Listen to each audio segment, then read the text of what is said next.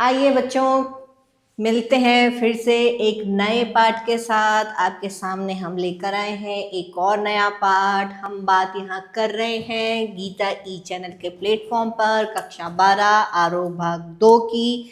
हम लोगों ने अपने 5 पाठ पूरे कर लिए हैं। जिन्होंने नहीं देखा है देखिए, क्योंकि उससे पहले आपको हमारे चैनल को लाइक सब्सक्राइब करना पड़ेगा। बिना उसके आप हमारी प्लेलिस्ट तक नहीं पहुंच सकते। 3 प्लेलिस्ट है। फिर आपको बता रही, जिन्होंने हमें अभी ज्वाइन किया है, जिन्होंने पूरा पहले ज्वाइन नहीं किया था, उनके लिए तीनों प्लेलिस्ट में आपको एक में कवि परिचय मिलेगा, दूसरी में आपको पाठों की व्याख्या मिलेगी और तीसरी में प्रश्नोत्तर मिलेंगे। तो तीनों प्लेलिस्ट आप फॉलो कर सकते हैं, आप इनको देख सकते हैं गीता ई चैनल के प्लेटफॉर्म पर। ठीक है, आज हम बात कर रहे हैं अपने पाठ 6 की, जो कि है सूर्यकांत त्रिपाठी निराला। बहुत अच्छा व्यक्तित्व है इनकी कविताएं, इनकी जो ओजस्वी कविताएं हैं इनकी, बहुत ज़्यादा इनकी कविताओं में आपको कहना चाहिए भाव, ओज भाव बहुत ज़्यादा देखने को मिलता है। ठीक है, गर्माहट बहुत है कहने का मतलब है, क्योंकि द्वंद्व वाले स्वर हैं कई बार इनके, बहुत ज़्यादा उन्मुख हो जाते हैं इनके स्वर। पर अच्छे कवि हैं, मैंने मतलब आप पढ़ेंगे ना मज़ा आएगा इनकी कविताओं को पढ़ने में। ठीक है, तो हम वापस से आज जो शुरू कर रहे हैं, क्या पढ़ेंगे? इनका कवि परिचय। याद रखिएगा, हम शुरुआत कर रहे हैं इनकी कवि परिचय से। शुरुआत वहीं से। जन्म 1899 में, ठीक है, 1900 से भी पहले, सन 1899 में महिषादल बंगाल के मेदिनीपुर जिले में हुआ था। जन्म कहाँ हुआ था इनका? महिषादल बंगाल के मेदिनीपुर जिले में। लेकिन इनका जो पारिवारिक गांव है वो है गड़ाकोला, उन्नाव, उत्तर प्रदेश। जितने भी कवि देख लो अभी तक सब उत्तर प्रदेश के हैं, कोई इलाहाबाद के, कोई कहीं के, कोई मतलब जैसा लगता है जैसे उत्तर प्रदेश में कवियों की बाढ़ है। ठीक है, कोई बात नहीं, अच्छी बात है। कहीं कहीं के पर हमारे लिए जिन्होंने नोबेल पुरस्कार जीता वो रविन्द्रनाथ टैगोर, वो तो बंगाल के हैं। ठीक है, तो उन ये कह सकते हैं कि यहाँ पर बंगाल के मेदिनीपुर जिले में इन्होंने भी जन्म लिया, महिषादल में 1899 में। लेकिन जो इनका पैतृक गांव है, जो पारिवारिक गांव है, वो है गड़ाकोला, उन्नाव, उत्तर प्रदेश में। याद रखिएगा इस चीज को। अब इनकी प्रमुख रचनाओं की अगर हम बात करें, प्रमुख रचनाओं में इनकी रचनाएं, प्रमुख रचनाओं की अगर इनकी बात करें तो अनामिका, परिमल, अनामिका है, परिमल है इनकी। एक मिनट, इसके बैक को थोड़ा बड़ा कर लेते हैं, मोटा। ठीक है, ओके, चलिए। तो यहाँ इनकी रचनाओं की बात करें तो अनामिका है, परिमल है, गीतिका है, बेला, नए पत्ते, अणिमा, तुलसीदास, कुकुरमुत्ता, ये इनके क्या है?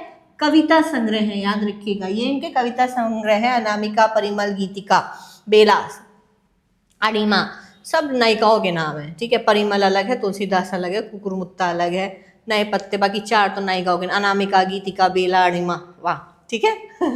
ठीक है, नेक्स्ट इनका है चतुरी चमार, प्रभावती, बिल्ले सुर, बकरीहा, चोटी की पकड़, काले कारनामे, ये इनके गद्य रचनाएं हैं। मतलब इन्होंने कहानी या जो भी लिखा है इनकी गद्य रचनाएं हैं। ठीक है, 8 खंडों में, इसके अलावा 8 खंडों में निराला रचनावली भी प्रकाशित है। इनकी जो रचनावली है वो 8 खंडों में प्रकाशित है। इन्होंने समन्वय और मतवाला पत्रिका का भी संपादन किया है। याद रखिएगा, इन्होंने संपादन का कार्य भी किया है, पत्रकारिता का भी काम किया है।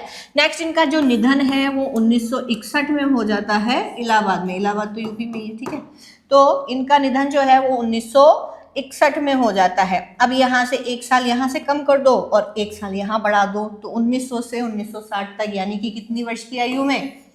60 वर्ष की आयु में इनका निधन हो गया था। जल्दी ही है। ठीक है, 60 वर्ष की आयु में इनका निधन हो जाता है। तो याद रखिएगा, जन्म है इनका 1899, महिषादल, बंगाल के मेदिनीपुर जिले में, और इनका जो पारिवारिक गांव है वो है गड़ाकोला, उन्नाव, उत्तर प्रदेश में। इनकी प्रमुख रचनाओं की बात करें, अनामिका, परिमल, बेला, कुकुरमुत्ता, ठीक है, अणिमा और नए पत्ते, गीतिका, तुलसीदास, इनकी कविता संग्रह है। इसके बाद चतुरी चमार, प्रभावती, बिल्ले सुर, बकरीहा, चोटी की पकड़, कारनामे, इनके गद्य रचनाएं हैं। और 8 खंडों में इनकी जो निराला रचनावली है उनका प्रकाशन भी हुआ है। इन्होंने मतवाला और समन्वय 2 पत्रिकाओं का संपादन किया है। वहीं इनका जो अंतिम समय है, इनकी मृत्यु का जो समय है वो माना गया है सन 1961, और कहाँ पर, इलाहाबाद। ये इनका व्यक्तित्व, जो इनका निजी जीवन परिचय हुआ। अब ये कवि के रूप में कैसे थे, क्या थे, यहाँ पर हम उसकी बात करेंगे, ठीक है। तो कवि के रूप में कवित्व की जो हम बात करेंगे, पहले इसको मिटा देते हैं, फिर हम पेज को ऊपर लेकर जाएंगे। तो दोबारा याद कर लीजिएगा, 60 वर्ष की उम्र में इनकी मृत्यु हुई है, ठीक है। चलिए, यहीं तक है, ओके ओके, ठीक है। चलिए, दिख रहा है, क्लियर, कट रहा है, थोड़ा सा इधर कर लेते हैं, ओके ना, ठीक है। चलिए, ठीक है। तो अब अगर इनकी कवित्व की बात करें, यानी कि इन्होंने कवि के रूप में किस तरीके की रचनाएं की, उसकी विशेषता यहाँ बता रहे हैं। तो यहाँ पर एक लाइन दी है, हर कवि की दी हुई है लाइन, नव गति नव लय ताल छंद नव, नवल कंठ नव जलद मंद रव, नव नभ के नव विहंग वृंद को नव पर नव स्वर दे। मतलब हर चीज इन्होंने नई मांगी है। यहाँ पर किस भाव को यहाँ पर ये व्यक्त करना चाह रहे हैं वो नहीं पता, लेकिन इन्होंने अपनी रचनाओं में, या ये कह सकते हैं इनकी कविता हर एक नई चीज के लिए हमें क्या करते हैं, ये नवीनता के लिए या नित्य प्रतिनित नए नए प्रयोगों के लिए ये प्रेरित करते हैं, ठीक है। तो कविता को नया स्तर देने वाले निराला छायावाद के ऐसे कवि हैं, ये याद रखिएगा। हिंदी साहित्य का जो अंतिम काल है वो आधुनिक काल, आधुनिक काल में छायावाद भी एक विधा है उसकी, ठीक है। तो ऐसे कवि हैं जो एक और कबीर की परंपरा से जुड़ते हैं, तो दूसरी ओर समकालीन कवियों की प्रेरणा के स्रोत भी हैं। मतलब कवि की प्रेरणा कवि से जुड़ते हैं का मतलब कबीर ने जिस तरीके से अपनी भाषा का प्रयोग किया है, कई भाषाओं को मिला करके, ठीक है, और उन्होंने जिस तरीके से संसार में रहकर भी उस परमात्मा की भक्ति की, या तो वो भाव इनकी कविता में मिलते हैं। तो कबीर से कहने का मतलब है इनकी भाषा सदुक्कड़ी भी हो सकती है, यानी कि कई भाषाओं का मिश्रण भी हो सकती है, उनमें दोनों तरह के भाव मिलते हैं। उनका यह विस्तृत काव्य संसार अपने भीतर संघर्ष और जीवन, ठीक है, क्रांति और निर्माण, दोनों ही अलग अलग भाव है, याद रखिएगा, ठीक है। जहाँ पर संघर्ष होता है वहाँ जीवन जीने के चांसेस या जीवन जीने की जो संभावना होती है वो कम होता है। जहाँ क्रांति है वहाँ पर निर्माण नहीं हो सकता, क्योंकि क्रांति विनाश। ओज जहाँ पर, यानी ओज कह लीजिए, आप बोल सकते हैं ओज का मतलब होता है गुस्सा, क्रोध कह सकते हैं आप, तेज बोल सकते हैं इसको, ठीक है। जहाँ स्वभाव में तेजी है वहाँ मधुरता नहीं हो सकती, जहाँ आशा है वहाँ निराशा नहीं हो सकती। लेकिन इनके काव्य में ये दोनों चीजें साथ साथ देखने को मिलती हैं। तो इन दोनों के द्वंद्व को इन्होंने कुछ इस तरीके से समेटा हुआ है कि वह किसी सीमा में बंध नहीं पाता, ठीक है। मतलब दोनों ही भाव इनकी कविताओं में आपको देखने को मिलेंगे। उनका यह निर्बंध, बिना बंधन के, बिना किसी नियम के और उदात्त काव्य व्यक्तित्व, कविता और जीवन में फांक नहीं रखता, ठीक है। यानी कि आपको ऐसा लगेगा जो कविता है वो उनके जीवन से ही जुड़ी है। इन दोनों में आपको कहीं भी कोई फांक नहीं रखता का मतलब है कोई फर्क नजर नहीं आएगा। वे आपस में घुले मिले रहते हैं। उल्लास शोक, जहाँ उल्लास है, प्रसन्नता है, वहाँ शोक नहीं हो सकता है। जहाँ राग है वहाँ विराग नहीं हो सकती है। ये सब विपरीतार्थी शब्द हैं। जहाँ उत्थान है वहाँ पतन नहीं हो सकता, और जहाँ अंधकार है वहाँ प्रकाश नहीं हो सकता। लेकिन इनका सजीव कोलाज है। कोलाज जानते हैं आप, बहुत सारी फोटोज को मिला करके हम एक फोटो फ्रेम बना देते हैं। तो इनकी कविता में सारे भाव आपको देखने को मिलेंगे, सारे रस, सारे भावों से आप परिचित हो जाते हैं इनकी कविता में, ठीक है। कोलाज है इनकी कविता। जब वे मुक्त छंद की बात करते हैं तो केवल छंद रूढ़ियों आदि के बंधन को ही नहीं तोड़ते। मुक्त कविताओं की बात करें तो उसमें किसी नियम को नहीं बांधा गया था। कवियों ने जैसे चाहा, जिस मर्जी से चाहा, अपनी कविताओं की रचना की। तो जब मुक्त छंद की बात करते हैं तो केवल छंद बंधन को, रूढ़ियों के बंधन को ही नहीं तोड़ते, बल्कि काव्य विषय और युग की सीमाओं का भी अतिक्रमण करते हैं। यानी इन्होंने जो विषय लिए वो उस युग की सीमाओं से भी परे चली जाती है। मतलब कोई सोच ही नहीं सकता, यानी कालातीत इनकी सोच है, विषयातीत इनकी सोच है। जो सोच रहे हैं वो उस युग में पॉसिबल नहीं है। आप ऐसा कह सकते हो कि दूरदृष्टा था ये, ठीक है। विषयों और भावों की तरह भाषा की दृष्टि से भी निराला की कविता के कई रंग हैं, ठीक है। अब चूंकि विषय अलग अलग हैं तो भाव भी उनके अलग अलग होंगे, और ठीक है। तो इस तरह से भाषा की दृष्टि से भी निराला की कविता की, यानी कि जो इन्होंने भाषा प्रयोग में लाई है, वो भी अलग अलग तरह की है। एक तरफ तत्सम सामाजिक पदावली है। कबीर की परंपरा, यानी कबीर ने क्या किया, पंचमेल भाषा का प्रयोग किया है उन्होंने, ठीक है। खिचड़ी भाषा है, कहीं कोई शब्द कहीं का ले लिया, कोई शब्द कहीं का ले लिया, तो इनकी भाषा में भी यही देखने को मिलेगा आपको। एक तरफ तत्सम सामासिक पदावली है और ध्वन्यात्मक बिंबों से युक्त राम की शक्ति पूजा है। राम की शक्ति की पूजा जब आप पढ़ोगे ना, उसमें तुलसीदास की जो शैली है और इनकी जो लिखने की शैली है, वो दोनों बहुत अलग अलग हैं, ठीक है। और कठिन छंद साधना का प्रतिमान तुलसीदास, ये इनकी काव्य संग्रह है, हमने अभी पढ़ा तुलसीदास, ठीक है। कठिन छंद साधना मतलब इस तुलसीदास जो इनका काव्य संग्रह है, उनमें इन्होंने छंद का बहुत ज्यादा अच्छे से प्रयोग किया है। दूसरी तरफ देसी तट के शब्दों, यानी जो लोकल लैंग्वेज है, जो देसी लैंग्वेज है, जो देशज शब्द हैं, उनका सौंधापन लिए कुकुरमुत्ता काव्य संग्रह आपको दिखेगा। रानी और कानी, महंगू महंगा रहा जैसी कविताएं हैं, वो काव्य संग्रह हैं, उनके अंदर की कुछ ये कविताएं हैं, ठीक है। तो विषय और भाव ही अलग नहीं, इनकी भाषा में अलग अलग प्रकार की विविधता, या इनकी भाषा में भी विविधता नजर आती है। कहीं तत्सम शब्दों का प्रयोग किया है इन्होंने, कहीं पर छंदों का बहुत अच्छा प्रयोग किया है, कहीं पर देशी भाषाओं का बहुत अच्छा प्रयोग किया है, ठीक है। तो ये सब चीजें आप याद रखिएगा। इनके मतलब इनका व्यक्तित्व बहुमुखी है। नेक्स्ट हम बात करते हैं, कविता तो यहाँ एक ही ली गई है इनकी, लेकिन कविता का जो आप पढ़ेंगे ना, उसको पढ़ करके आपको पता चलेगा कि हाँ वास्तव में इन्होंने प्रयोग इसी तरह के किए हैं। आ रहा है दिखाई, हाँ ठीक है, थोड़ा और ऊपर कर लेंगे बाद में। ओके, नाउ शुरू करते हैं। देखिए अब याद रखिएगा, भाव या विचार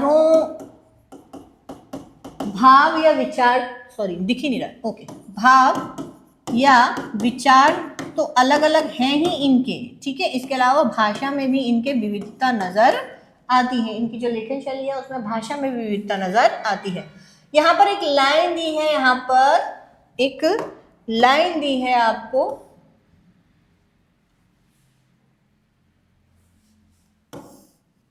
अब नजर आया ना, ठीक है, ओके चलिए। तो धिक जीवन जो पाता ही आया विरोध, ये इनकी किसी कविता की लाइन है। कहने वाले निराला, यानी वह ऐसे जीवन को धिक्कार है जो दूसरों का विरोधी झेलता रहता है। तो ऐसा कहने वाले निराला उत्कट आत्मशक्ति और अद्भुत जिजीविषा होता है जीवन जीने की इच्छा, ठीक है।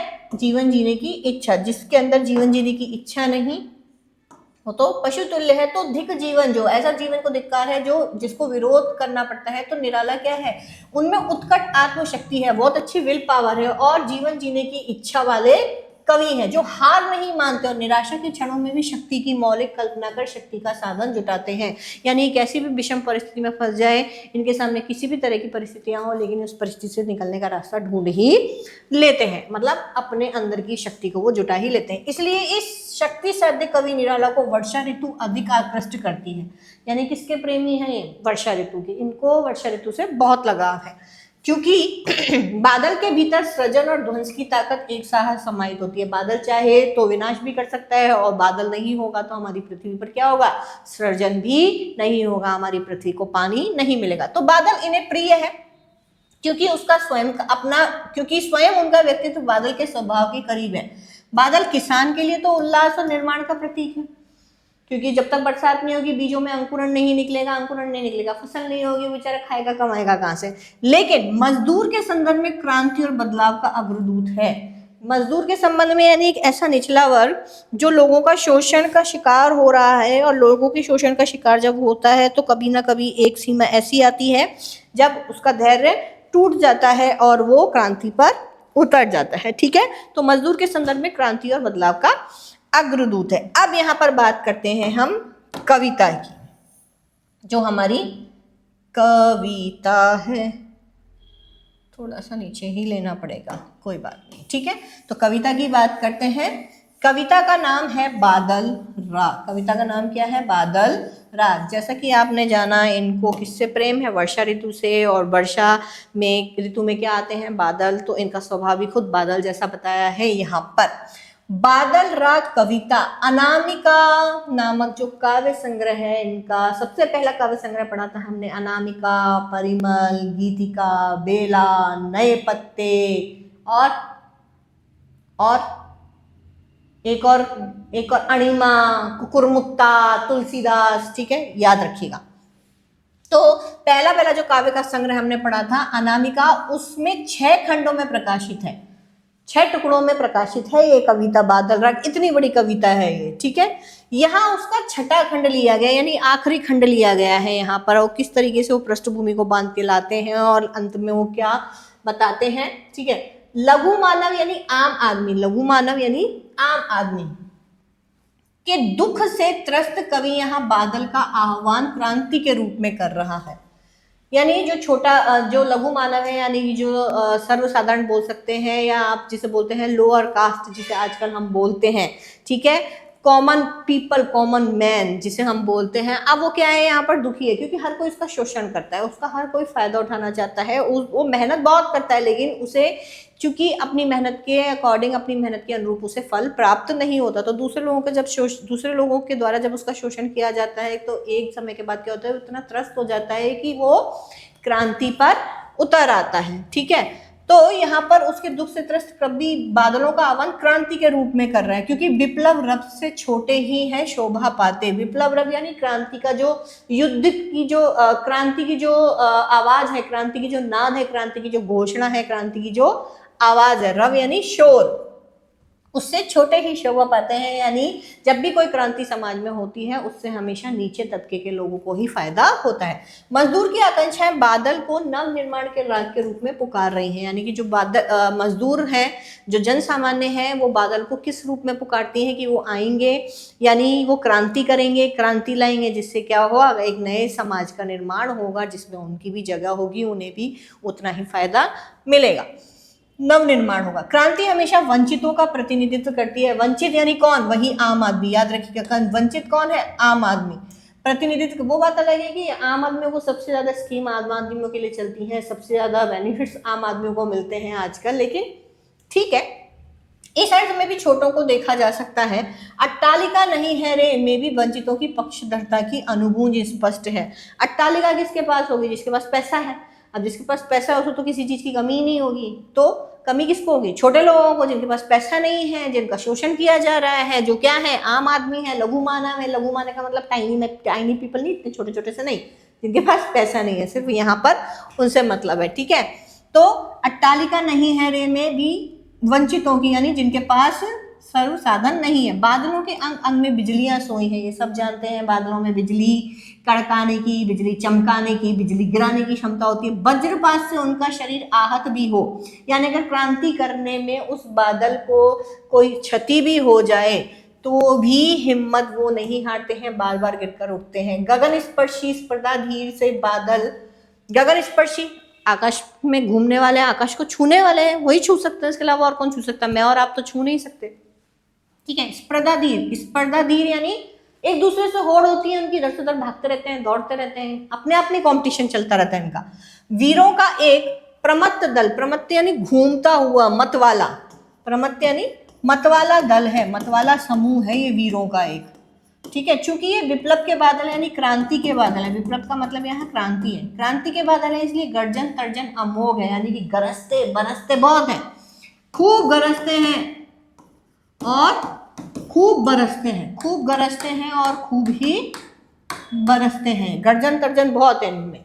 गर्मी से तपी झुलसी धरती पर क्रांति के संदेश की तरह बादल आए हैं, क्योंकि बादल कब आते हैं, गर्मी की ऋतु के बाद, और उस वक्त तक धरती क्या हो जाती है, त्राही त्राही कर रही होती है कि भैया आप बरस जाओ, अब तो बरस जाओ, सांस लेने की भी हिम्मत नहीं बची है। हर तरफ सब कुछ रूखा सूखा और मुरझाया होता है, अकाल की चिंता से व्याकुल किसान। अब यहाँ पर ध्यान रखना, यहाँ पर तो वो क्रांति कर रहा है, तो क्या करेगा, वो सब कुछ विनाश कर देगा बादल। ठीक है, क्रांति के रूप में अगर वो मजदूर उसे आह्वान करेगा तो वो क्या करेगा, विनाश कर देगा। लेकिन अब जब किसान उसे बुलाता है तो किसान के लिए वो क्या लेकर आता है, पानी, नव जीवन की आशा लेकर के आता है। तो किसान हाड़ मात्र ही रह गए हैं, यानी उनके शरीरों में कुछ बचा नहीं है। जीर्ण शरीर त्रस्त नयन मुख कविता में देखने को मिलेंगे आपको ये शब्द, जो शब्द दिए हुए हैं ना डार्क वाले। पूरी धरती का हृदय दग्ध है, जल गया है, दग्ध यानी जला हुआ है, पूरी धरती झुलस रही है। ऐसे में बादल का प्रकट होना प्रकृति में और जगत में कैसे परिवर्तन घटित कर रहा है। आप सब जानते हैं बारिश होती है तो क्या होता है, पूरी पृथ्वी लहलहा जाती है, चारों तरफ हरियाली जाती है और उस हरियाली को देख के हमारा मन भी खुश हो जाता है। कविता इन बिंबों के माध्यम से इसका अत्यंत सजल और व्यंजक संकेत करती है। इस तरीके के यहाँ पर आपको बिंब देखने को मिलेंगे कविता में, ठीक है। लास्ट इसकी बात करें, धरती के भीतर सोए अंकुर, क्योंकि क्या होता है जैसे बारिश पड़ती है पहली बुवाई शुरू हो जाती है, अब बुवाई कर देते हैं किसान, तो बारिश जब बरसना शुरू होती है तो ये तो अंकुरण फूटेगा। तो धरती के भीतर सोए अंकुर नवजीवन की आशा में सिर ऊंचा करके बादलों की उपस्थिति दर्ज कर रहे हैं, बादलों को देख रहे हैं। क्रांति जो हरियाली लाएगी, सब उससे सबके उत्फुल्ल धारक नए पौधे छोटे बच्चे ही होंगे। यानी जो क्रांति आएगी उसका फायदा किसको होगा, भविष्य की पीढ़ी को होगा, भविष्य में आने वाली पीढ़ियों को होगा, हमारे बच्चों को होगा। समीर सागर, समीर सागर यानी हवा का सागर। हवा का सागर कहाँ होगा, आकाश में। हवा कहाँ उड़ेगी, आकाश में। जमीन पे तो है नहीं सागर, तो आकाश में, क्योंकि सागर का रंग भी नीला है, आकाश का रंग भी नीला है, तो उन दोनों को कंपैरिजन इस तरीके से किया कि विराट बिंब से निराला की कविता शुरू होती है। यह इकलौता बिंब इतना विराट और व्यंजक है कि निराला पूरा काव्य व्यक्तित्व इसमें उमड़ता घुमड़ता दिखाई देता है। इस तरह यह कविता लघु मानव, छोटा आदमी, आम आदमी, पार्टी की बात नहीं कर रही हूँ, आम आदमी की बात कर रही हूँ, ठीक है, आम आदमी जन सामान्य की बात कर रही हूँ, कि खुशहाली का राग बन गई है। इसलिए बादल राग एक और जीवन निर्माण के नए राग का सूचक है, तो दूसरी ओर उस भैरव संगीत का जो नव निर्माण का कारण बनता है, क्योंकि यहाँ पर उठापटक होती है, क्रांति आती है भैरव संगीत में, ठीक है, बहुत ज़्यादा ओज है, क्रांति होगी, क्रांति के कारण जो अब तक व्यवस्था चल रही है वो ध्वस्त हो जाती है, विनाश होता है, ध्वंस होता है, उसी के बाद नया जीवन का निर्माण होता है, ठीक है। तो ये आपका कवि परिचय है, बहुत अच्छी कविता है, बहुत सरल कविता है, इतना तो घूमने वाली बात नहीं है। एक बार भाव समझ में आ जाए कि बादल को क्रांति के अग्रदूत के रूप में यहाँ पर माना गया है, वो अपने साथ साथ विनाश भी लेकर आते हैं, लेकिन चूंकि विनाश हो जाता है तो उसके बाद नवजीवन की आशा भी उतनी ही प्रबल होती है, ठीक है। तो ये बस इतना सा भाव है। और क्रांति के रूप में उन्हें मजदूर बुलाते हैं और जीवन की नवाशा के रूप में उनका आह्वान किसान करते हैं। जब ये नवजीवन की आशा मुखरित हो जाती है तो इसका जो फायदा है, इसका जो लाभ है, वो आने वाली पीढ़ियों को अवश्य मिलता है। यहाँ पर बस ये है। और अंदर आप पढ़ेंगे, शब्द बहुत बड़े बड़े हैं, बहुत मतलब भारी भारी से शब्द हैं, लेकिन ईजी हैं, ठीक है। तो पढ़ेंगे नेक्स्ट वीडियो में। अभी इस कवि परिचय को याद रखेंगे आप, और हमारे चैनल को क्या करेंगे, लाइक और सब्सक्राइब, ठीक है। तब तक के लिए मिलते हैं फिर, बाय बाय।